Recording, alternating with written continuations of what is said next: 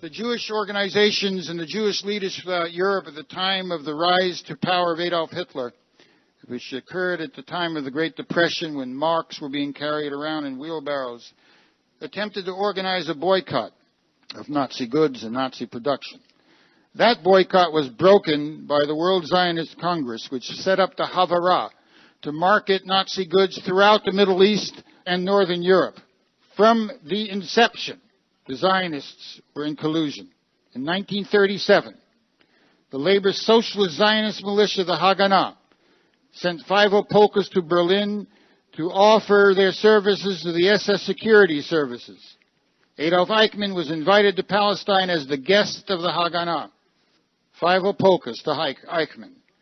Jewish nationalist circles are very pleased with the radical German policy, since the strength of the Jewish population in Palestine will be so far increased that in the foreseeable future we can reckon upon numerical superiority and domination over the Arabs.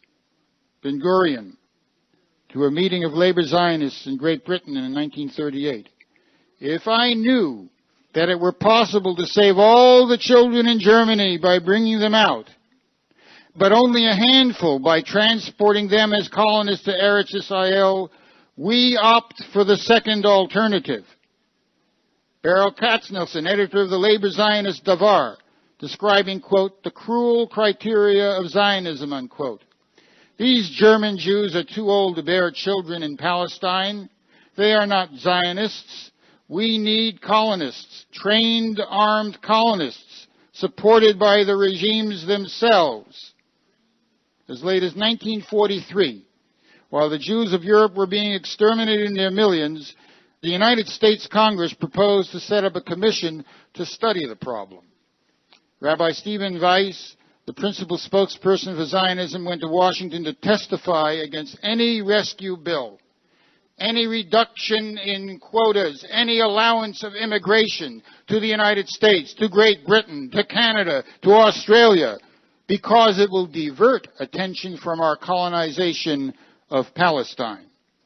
Yitzhak Grunbaum, the chairperson of the Zionist Committee, set up to investigate the condition of European Jews. When they come to us with a plan to rescue the masses of Jews in Europe or the redemption of the land, without a second thought, we support the redemption of the land. The more said about the slaughter of these people in Europe, the greater the minimization of our attempts to promote the Hebraization of the land. If there were the possibility of today of buying arms with the money of the Keren HaSayed, the United Jewish Appeal, and send it to Palestine, as opposed to sending aid to the Jews of Europe, would we do the latter? No, and once again, no. In July 1944, the Slovakian Jewish leader, Rabbi Dov Michael Weiss-Mandel, in a letter to Zionist officials charged with, quote, rescue organizations. He had provided them with exact mapping of the railways and appealed for the bombing of the tracks on which the Hungarian Jews were being transported to the crematoria. He appealed for the bombing of the furnaces at Auschwitz, for the parachuting of ammunition to 80,000 prisoners, for the parachuting of saboteurs to blow up the means of annihilation, to end the cremation of what he described as 130,000 Jews a day. Weiss-Mandel was not alone. Throughout the 30s and 40s, Jewish spokespersons in Europe cried out for help, for public campaigns, for organized resistance, for demonstrations to force the hand of the Allied governments. They were met not merely by Zionist silence, but by active Zionist sabotage. Here is the cri de coeur of Rabbi Weiss-Mandel, writing to the Zionists in July 1944. Why have you done nothing until now? Who is guilty of this frightful betrayal? Are you not guilty, you who have the greatest good fortune in the world, your liberty? We send you this special message to inform you that yesterday the Germans began the deportation of Jews from Hungary. The deported go to Auschwitz to be put to death by cyanide gas. Here is the schedule of Auschwitz from yesterday to the end. 12,000 Jews, men, women, and children, old men, infants, healthy and sick, are to be suffocated daily. And you, our Zionist brothers, You ministers of all the kingdoms, how you keep silent in the face of this great murder. Silent you are while thousands upon thousands, reaching now to 6 million, are murdered, and silent now while tens of thousands are being murdered and waiting to be murdered. Their destroyed hearts cry out to you for help as they bewail your cruelty. Brutal you are, and murderers too you are, because of the cold-bloodedness of the silence in which you watch, because you sit with folded arms and do nothing. Although you could stop and delay the murder of these Jews at this very hour, you, sons of Israel, are you insane? Don't you know the hell around us? For whom are you using this money, you murderers, you madmen? Who is it gives charity? You who toss a few pennies from your safe homes while you conspire against us, or we who give our blood in the depths of hell? The Holocaust? The culmination of Zionist betrayal was the sacrifice of Hungary's Jews in a series of agreements between the Zionist movement and Nazi Germany, which first became known in 1953. Dr. Rudolf Kastner of the Jewish Agency Committee in Budapest, under the directions of Ben-Gurion, signed a secret pact of Adolf Eichmann to, quote, settle the Jewish question in Hungary. This took place in 1944, and the pact sealed the fate of 800,000 Jews. Kastner was under the direction of the Zionist leaders when he made his agreement with Eichmann, and the quid pro quo was 600 prominent Zionist leaders who were to be transported out.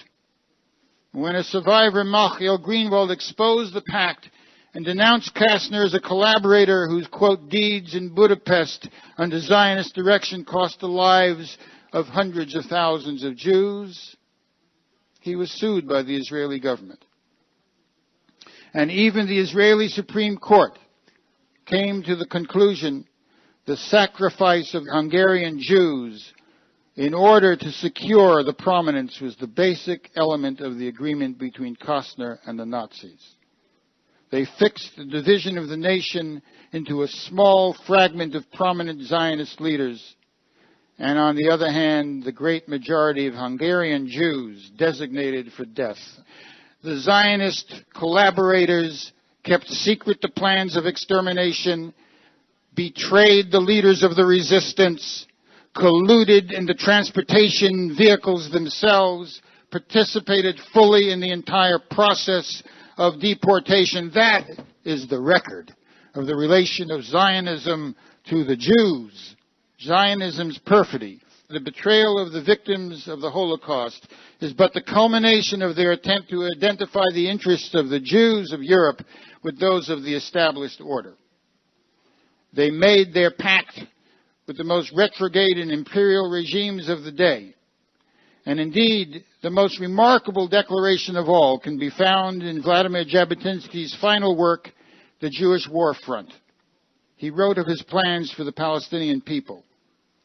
Since we have now obtained this moral authority for calmly envisaging the exodus of Palestinians, we need not regard their forced departure of 900,000 with dismay.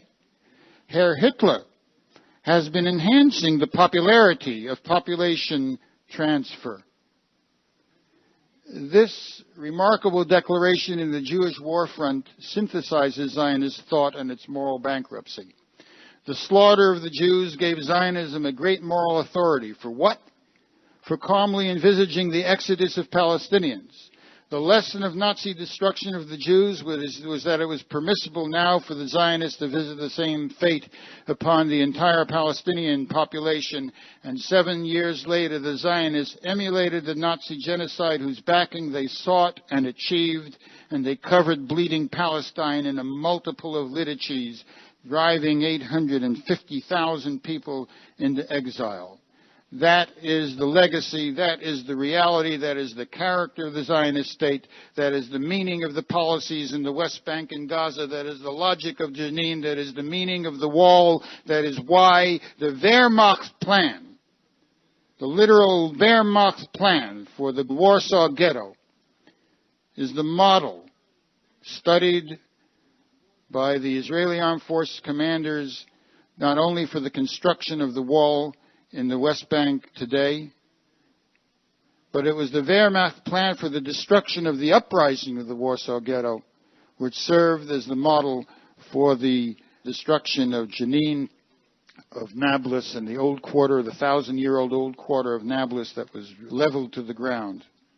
It is the model, indeed, for Sabra and Shatila.